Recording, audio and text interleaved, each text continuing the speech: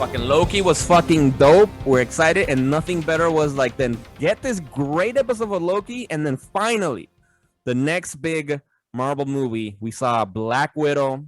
Let's get into it, guys. What's up? ¿Qué pedo? All right. First off, I think the whole message of this movie was fuck the patriarchy. Yes, it was. Let's just get that shit out the way. Other than that, we have to get some things on record. So, like, just right out of the gate, without even talking about the story, this might be one of the greatest greatest action movies I have ever seen in my entire life. It's not the best MCU movie, but it's one of the best action movies I've ever seen in my entire life. And the best combination of female leads I've ever seen. Hell yes. Hell yes, I agree. Because we've only really had two female-led films, which is Captain Marvel and this one. And this one was much, much better than Captain Marvel. And I liked it. I know you guys didn't like Captain Marvel that much, but like I liked it. No, but this movie was much better. And like you're saying exactly, it was the action was like from beginning to end, action fucking packed. Like they tried to do every kind of gimmick of like what's action like in classic action, like spy stuff, like James Bond, Bourne Identity type of action, like motorcycle chase. All right, check. Car chase, flips, check. Yeah, sure. Car flips, explosion. Yeah, running on buildings and stuff like that. Yeah, yeah, check. All right. Close quarters combat in the kitchen. In fact, exactly. Airplanes and like fucking like a shootout. At one point, David Arvin, the beginning of the movie, jumps, lands on his back on a running plane's wing, and sniper shoots an oncoming. That's how the movie starts. Like, that's how it starts. Fuck. Yeah. And by the way, shout out to David Arbor for trading a shitty red suit for an even better red suit. From Daredevil to fucking Red Guardian. Good job. Dude, from Daredevil. What? No. From playing Hellboy. Yeah. from Hellboy to fucking Red Guardian. DK Ben Affleck. What? Like he was. Yeah, I've never seen Hellboy, but I think he looked better in Hellboy than he does in this. But I think it was on purpose to make him look a little silly in this movie. But they could have made it look a little bit cooler. Oh no! But I mean, his performance. His costume looked like shit. Nah, I think it was supposed. Dude, he's the Russian Captain America. But it looks like a too Russian much made. like shit. Like, you know what I mean? Like, damn. It's that capitalistic agenda of the U.S. to go like, no, U.S. is better. We have better suits, better heroes. Yeah. Look at that Russian copy. Fuck that. They made the Russian. I agree though. They made the Russian one, and they were like, "This works." But they don't. And also because after he spent so much time in prison, right? Because at the beginning of the movie, he looked pretty fine in his regular clothes, But then, like, he was a little bit silly. Later, but he's still a badass though. I like seeing him, but yeah. So let's break down the movie. Fucking, we loved it. Action packed from the beginning to end. What were some of the scenes you guys fucking loved the most in the movie? So one thing that I've been enjoying about like recent Marvel offerings, right, is that they're diving into character development that we haven't previously seen, like with the MCU shows on Disney, and I feel like we haven't really delve deep into the character of Natasha Romanoff at all. I mean, bits and pieces like in Age of Ultron, but we never got like the microscope, and here we get it. And I thought it had everything. You get her origin story, which obviously is epic, right? You get like, her past, like her family a little bit, or for that short time she had a family, what kind of training she had to go through, and you just get the character's like personal development arc, which, if this will be her last performance as Black Widow, it's like the perfect way to send it off. Shit, to be honest, like the pandemic might have like kind of been like in her favor, because for the movie to drop after all those other movies, she got one of the best exits. It was like, boom, here's this awesome movie. I'm out. Fuck yeah. Like that, straight up. Give my money. Yeah, word. I recently shared with the guys in our group chat that apparently Scarlett Johansson is saying like, nah, that she's good, that she's fine. She doesn't need to really make any other Marvel movie or anything like that. Which, I get it, right? Too, like she's been there for a while, since Iron Man 2, right? Like shit, like she's been there. So I get it, that she might be out, and that's why they were a big focus of the movie, and apparently, and we'll talk about later too with the after credit scene, is that they're putting Jelena Belova, right, which was wonderfully fucking played by Florence Pugh, as the next mantle kind of Black Widow person to take on the character, a type kind of role. So I'd be okay with that. The only thing that I'm a little bit bummed about is like, you're right, it's a good exit for Scarlett Johansson, but how cool would it have been to have gotten this movie a few years ago or something, and then we could have had, I would have been down to watch a franchise, at least 2-3 movies of this whole Black Widow, story. Dude, you know what I just realized? I also, like, just what you were talking made me fucking just think about this shit. Had we gotten the movie in order, her death would have hit us harder. I think it was meant to come out after Endgame. No, wasn't it? You sure? Was it? I thought it was before. No, bro. It was supposed to come out after Endgame. It was supposed to be the first movie of the MCU, and it was supposed to be the first thing we got before the Disney Plus shows too. Wait, the first one was Spider-Man. Whoa. Go ahead. No, you're right. I'm sorry. You're right. It was the next. But wait, Spider-Man was the ending to the phase. It was the ending. Yeah. But the events in this movie, begin these mad Hispanic accent. But the event in this, the events in this movie happen after Civil War. Yeah. It's set in the past. Yeah. Oh, and then right before that fucked me up. I thought it was like a movie that was just due to just COVID. It was released out of like schedule. Yo, due to COVID since fucking like when did Civil War came out? Listen, man, bro, like since 2016. Oh, yeah, 16, bro. Do some research. It came out with Batman versus Superman.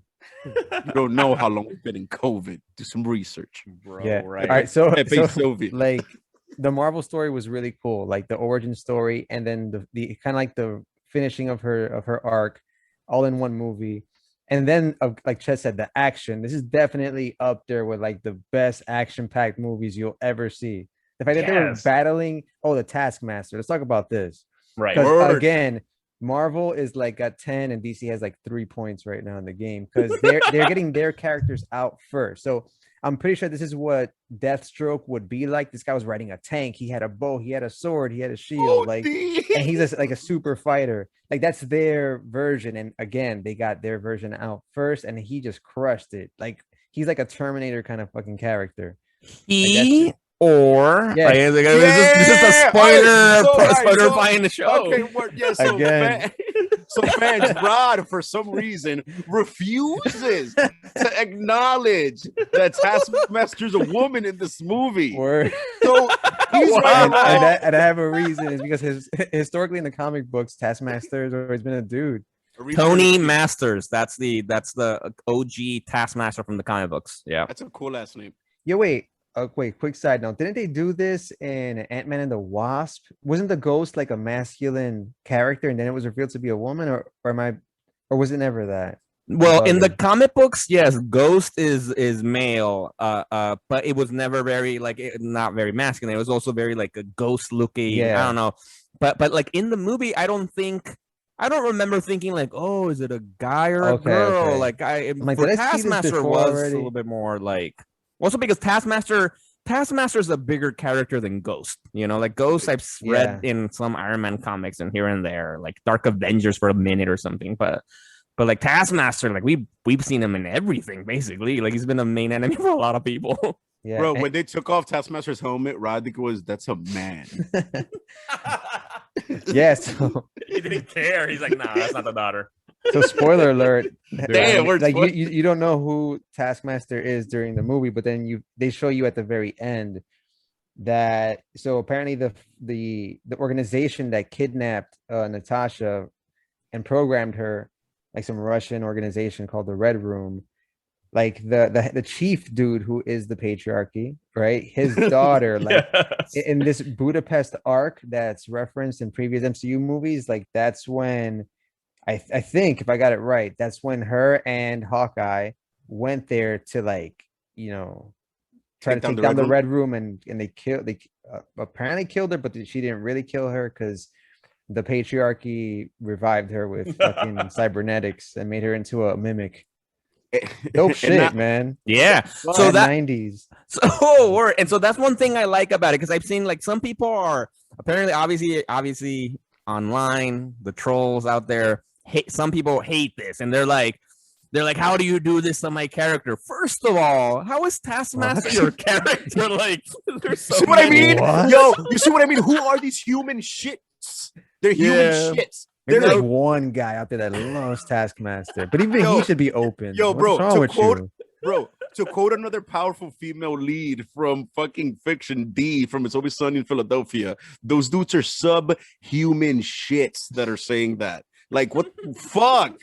Oh my god, it makes no Yeah. sense. Yeah, like that's because honestly, like I like Taskmaster, and I think he's a really badass character. And generally, I've seen him in the cartoons. He was in the Spider-Man, Marvel Spider-Man by Insomniac game, giving the training stuff to Peter Parker, and it's cool because he's a villain, but he's kind of not too. He's a mercenary primarily. Yeah, he's a no? merc. He's a merc, and he's got cool attitude and that kind of. But I don't care about him like that, Like it doesn't matter. I'm like. And for the story, it worked. And one thing I liked also the way, because apparently I was Googling it legit right now. Apparently he just has these abilities in the comic books that he can just mimic people's stuff after watching them for a little bit, and then he can do the exact same moves. And apparently, I think in the comic books, they never really explained it. Like, he's not a mutant, but maybe he got through experimentation. It's not really clear. It's something I just found out. Apparently, he was born in the Bronx. Yes. Oh, yes. That's why he can do that. Yes. Yeah, we got a Bronx boy, fucking a Bronx. Finally. I want to see that panel. The kid, like, how'd you get your powers? I was born in the Bronx. Gotta eBay that issue right after we're done recording. I need that issue Yeah, before the price goes up. People figure it out. Hell yes, you're right. It's so. But one thing I liked about the movie, though, although I'm okay with them making a woman, I don't like that they made them Russian. I would have liked Bronx Taskmaster. That would have been fucking dope. But I like that it was a program, right? That they said at the beginning, can we activate the Taskmaster protocol or something? Which for me opens the door for other Taskmasters, no? That they might just use the same type of programming on somebody else. So you insults out there, chill. You can get a Tony Masters Taskmaster in the MCU, perhaps. It doesn't have to be just this woman that we saw in the movie who's a badass, who fucking kicked ass. Yeah, the intro had shades of Bullseye from Daredevil. Taskmaster's intro. Yeah. Dude, you just fucking reminded. So I had mentioned while we were watching the movie that there were a lot of parallels between this movie and like the whole Metal Gear Solid franchise from Konami, from Hideo Kojima. So they're both like orphanage programs, right? They take in kids, they train them to be super soldiers and shit. Then they're both funded by the government. There's no way that the Red Room is not funded by the Russian government. That wouldn't make any sense if it was. It'd be wild if this was something fucking all these organizations. AIM is probably fucking funded by the US government or maybe by like the European nations because of MODOK and shit. It's all one big conspiracy. But anyway, so you just reminded me how Taskmaster reeks of Cyber Ninja. With all the programming and the cybernetics and shit. Like, yo, I see heavy inspiration OD from Metal Gear Solid in this movie. For sure. Or just it's for the Metal most Gear Metal Gear Solid movie that exists right now until Facts. we get the You know- actual one. Yeah, With right. Oscar Isaac. Yes. But again, Marvel beats everybody to the punch. They're like, no, we already did it. And watch this be better than whatever they. I mean, not to pre-rate that one. I'm pretty sure this movie will be better than that one, just because this was like the action flick. Like, Facts. and like Scarlett Johansson's like the sprinkles on like a perfect ice cream cone. It's like, it's just magical. The whole thing was really cool. And again, and the fact that they tie in human trafficking, so it's kind of woke. There's a message in it. You like learn some fucked shit up, man. about Yeah. yourself at the end of it. You're like, damn, I'm a scumbag because I'm part of the patriarchy. Yes. But yeah, but otherwise though, fucking great experience. And also, I just want to get it out there for the fans. Yo, here at the LoZ, we are anti-human trafficking. Yo, for real, man. Why you want to traffic humans? Yo, Get a why? different hobby. Read some comic books, man. Yes, Word. exactly. And all of you out there who doing human trafficking, stop it right now. Thank you for listening, but stop right now. Go read a comic book and stop it, bro. Stop it. Jesus What if he just Christ. keeps reading comics as he traffics more humans? Like, Then what comics are you reading? Because they're not getting to you. The message Yeah. of comics, they're not, like you're. Yo, you just made me think of something. So when random thugs in warehouses are reading comic books and they see random thugs in warehouses getting beat up by heroes, do they assess their lives like what am I doing? They're probably like, look, they're going to the, hey, yo, bro, he looks like you. Look, getting his ass kicked by Captain America. That's gonna be you. And they're like, you know what? Like, this warehouse does kind of like, what are we doing, Steve? Like, what are we doing here? That's why I always find irony in like stealing comic books. Damn, I did that once. Fuck, yo. I'm not gonna front. Yo. I have a tarnished comic record. Damn, shit, man. That's all good, man. We love you. We forgive you, man. Shit. What are we rating this? No, but anyway, wait. One more comment. Back to the Black Widow. The other thing I really liked about it is that honestly, I'm also, just because of the track record Marvel's had, I'm always very concerned when they're going to introduce somebody new. And then the way, even before seeing the movie, we got the rumors that they're trying to set, Florence Pugh character, Jelena Belova, whatever. Yeah. Setting her up to take on the mantle now, right? And so I was worried because I'm like, oh my God, like Scarlett Johansson's been great. Like, she's gained our trust and love. I love this character. I'm like, I loved her. The acting was awesome. I liked her. She's very different to Scarlett Johansson. I liked her humor. She was a badass in action as well. Word. Beautiful too. Obviously that helps too. That makes me interested. But like all of it, just like I even those scenes when she makes fun of fucking a Black Widow with the poses and that kind of stuff. Oh, that was awesome. That was awesome. It. And even in calling her out too, because she was also the one that had, I guess, more like emotion, because she was like, for her, this fake family was an actual family, and so she didn't like it when people were like saying it's not.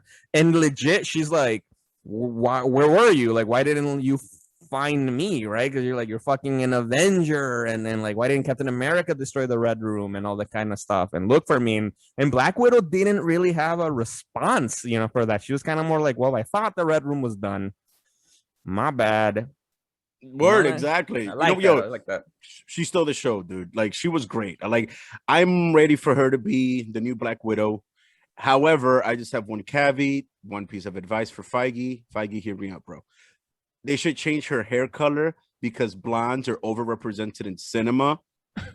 ScarJo was doing a good thing for redheads, and they should change her hair color. This is where I stand on that. But other than back that, to blonde at the end, though. Scarlett Johansson, because it's right before. You see what I'm saying? Look at that shit. Look, I'm done with this life. I'm gonna go blonde.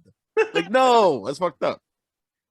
Well, okay, I just got 2 points before I give my rating. All right, Do it. First, part of the actual plot is her literally Scarlett Johansson. It seems like passing on the mantle to this new actress that's gonna step in and like kind of take this role as the Black Widow. And another thing that I really like about this movie that I really haven't thought about, even after seeing Endgame, is that, we've been enjoying these characters forever. We read them in comic book format, and for all intents and purposes, they're immortal, right? Yes. Like they're going to outlive us, most likely. The cinematic universe makes them human, because now you have actual actors in this like career, because it's almost like a career run, almost like 12 years. Yeah, word. Right. And then they bring the character to life, and then they see them through to the end, and they move on, and you get like new characters. So it's not like in the comic books, like if Peter Parker dies, you're going to get him eventually back, and you have many ways to get him. But if like, spoke about like T'Challa, like him, like passing away, like we will never see that again. And we may never see Scarlett Johansson come back as Black Widow again. I mean, she did die and shit. But yeah, it just occurred to me after seeing this movie that it's cool that these characters are kind of closing their storylines with these characters that they've literally given life and brought to countless people, man. It's ridiculous. Facts, bro. Like, I completely agree. It's nice to see that these people are getting a chance to like legit right off into the sunset. We've yet to see a fucking contentious separation between actor and studio, or maybe behind the scenes. But from what it seems to us, is like people are finishing and they're like, all right, I'm done. Thanks. Like, they're bowing out at the end. Yo, that's a beautiful point. You're right, because when else have we, or where else have we gotten that? Like, even when I know we get reboots and new people play Batman, new people will play Spider-Man, and that's typical. And I'm assuming down the road in the future, somebody else is gonna play Black Widow, like Natasha Romanoff, Black Widow. Somebody else is gonna play her, right? We'll see that. But exactly, this one actor tied to the role give a proper ending. Like, we really haven't got like well, other than I would say Christian Bale for Batman was the only one that we got like that. He got his story. He got his 3 movies. His Word. story. Tobey Maguire, like Spider-Man 3 kind of fucking flopped, man. So it's like he ended in with a in a bitter way, and Michael Keaton, came close, but it kind of just ended, right? Like it was just like not like, oh, okay, we just got 2 movies, but like these Technically, he's right, not done yet, characters. though. Oh, yo, Technically, we get to see where that's at. So it's like, yeah, like there's But swan yeah, songs, DC's changing it. Yeah, DC's changing the game a little bit, like bringing back other actors. But yeah, what I mean is that I don't think we'll see Natasha Romanoff for a very long time. Yeah, Like, facts. who knows when MCU will hit the reset button, like legitimately. Like, I guess a new Tony Stark would be the first character to like be whatever in a rebirth or reboot or whatever. But then I don't see them doing that. They have so No. much history; they could just keep going. No, Facts. exactly. And what's gonna be tricky with the MCU is like exactly when they do stuff like that where they kill the character, right? Like Black Widow, Tony Stark died, right? yeah. But then we have people like Chadwick Boseman, who regrettably, right, he passed away. But the character T'Challa still lives in the MCU. So like in those kinds of situations, I would rather them cast the recast the actor for Black Panther to keep T'Challa alive. But hopefully but you're right. Like if all the other actors, like for example, if Chris Hemsworth is able to play Thor for many more years, He's going to. then I would rather they properly end this story, right? Rather than cast a new Thor if he's still living, like in a Bro, you imagine Chris Hemsworth actually plays to the point that he becomes Odin? He becomes Thor the All-Father? Yo, Chris Hemsworth would have... That might be the biggest come up in the MCU. Fuck, going from like an unknown Australian actor, you get all those Thor movies, Avengers movies, all that shit, and you end up being fucking the king of Asgard. Actually, and I'm glad you bring this up. This is the one news point that we got. We've had some slow news weeks, people, like last week and this week. But the one news point, though, that will change what we're talking about right now is that apparently Marvel Studios and Kevin Feige have decided to no longer do long-term contracts for actors for the films. So meaning, for instance, that was a whole thing, right? With Captain America and Tony Stark and Endgame, their contract was ending, right? And so they were not really they had renewed it once, I think, before, and then that was it, right? Because they're locked in for fucking 5 films or more, and then like they also have to do cameos here and there and that kind of stuff, and they're no longer gonna do that. So there's a chance, like for instance, I don't know, Jonathan Majors is gonna play King, right? And Florence Pugh is playing, the new Black Widow. What happens, like if in 2 years from now they're like, nah, I'm good, I don't want to do this movie anymore. We're gonna have to get it. They have to cast a new person to play the character rather than, I don't know. It's gonna make it different. It's gonna look different, I think. We're gonna see how it goes, man. All right, but let's not dilly-dally any longer. Down to the data, the meat and potatoes of the shit. I give it an 8.5. I'm gonna give it a 9. I love this film. I think it's one of the best out there from the Marvel. It's not I wouldn't say in the top 3 for sure, but it's definitely better than, for example, for me, it's better than all the Ant-Man films, better than Captain Marvel. Yep. Like, it's probably what other movie is worse than this from the Marvel? Guardians of the Galaxy 2. Oh yes, I didn't like that one too much. Exactly, so that's there are below too that. many movies now. Yeah, you gotta think Iron Man 3 too. This is better than Iron Man 3 in my mind. For sure. Iron Man 2 wasn't the best. Is it a top 5? Which one? This one, Black Widow? Yeah. I would say so. I don't know. Possible, yeah, because the action was so fucking dope. And it was a good story, beginning to end. Yeah, definitely a sequel to the Winter, like unofficial spiritual sequel to the Winter Soldier, which is like in my top 3. So yeah, this one might crack top 5, but I'm gonna go with an 8.5 also. All right, so we got rounds up, right? We got to do the math. What is it? People got calculators up. So what? We got 8.5. 8.5. Okay, that was a white drum roll. Word. It's 8.6. So rounds up to 9. What? All right. Yes. And ScarJo leaves on a mic drop. Thank Yo. you, Scarlett Johansson. There's one thing we didn't talk about though, although it won't change the review, the after credit scene. What do you all think of that? We see Madam Hydra not recruiting. Apparently, she's been working already with Yelena Belova. Bro, Dark Avengers, you called it a while back. That's what's happening. They got their US agent, they got their Black Widow. We're gonna see who the other replacements are. Right. They need like a tech guy. They need You a mentioned god. it yesterday when we were here, right? You were saying Abomination. Oh yeah. Yeah, And mind you, I Abomination. want to make this prediction on paper, like on record. Fucking who's he fighting? Wong is gonna beat the Abomination, and then Madam Hydra's gonna show up and be like, "How much for the thing or whatever?" Like, you know what I mean? To like buy him off or some shit, and that's how they're gonna add him. Or go like, "Hey, so are you tired of just fighting for scraps?" Some shit like that. She's gonna approach Abomination in the Shang-Chi film. Word. I'm fucking down for that. One thing I would also love to see, especially after seeing Black Widow, I really like William Hunt, right? That's his name, the actor who plays fucking Thunderbolt Ross. I would love to see him as the Red Hulk. Like, I like him as fucking Ross. Like, he needs to become the Red Hulk, and I would love to see him as in the Dark Avengers with Madam Hydra. And he's been consistent since Eric Bana, right?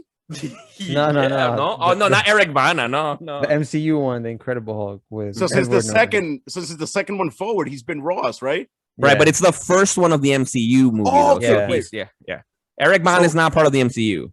Right. Who's more epic, Thunderbolt Ross or Sam Lane? Thunderbolt Ross. Which Sam Lane from Superman Lewis right now from the show? General. Yeah, that one. Yeah, General Ross. Or General Lane, yeah, from Superman Lewis. Yeah. I don't know. I would go from these incarnations on the TV. I would have to go with Lane. Damn, that's epic. All right. Because we've only gotten a little bit of here and there of Thunderbolt Ross, and he's just an ass, you know. But when Ross shows up, though, Yeah, it's like he's wielding that hammer. It's never just Ross. It's a fucking caravan that he's in. Yes. But yeah, I'll take Lane too. Yeah. He's a more epic 5-star general. Yeah, but we're looking forward to that. It's exciting to see Madam Hydra being like the Nick Fury of because I feel like Nick Fury was the connective tissue building everything to Avengers pretty much. Yeah. You know, I feel that Madam Hydra is going to be that next person, right? Because she's recruiting these people. There's these scenes, and it's all going to lead up to some epic thing.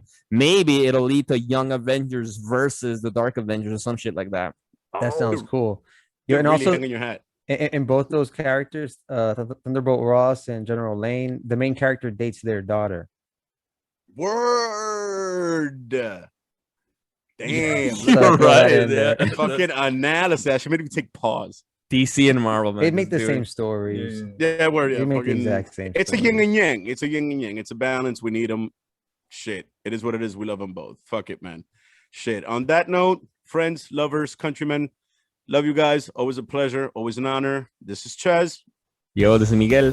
That's right. Peace. Deuces. Peace.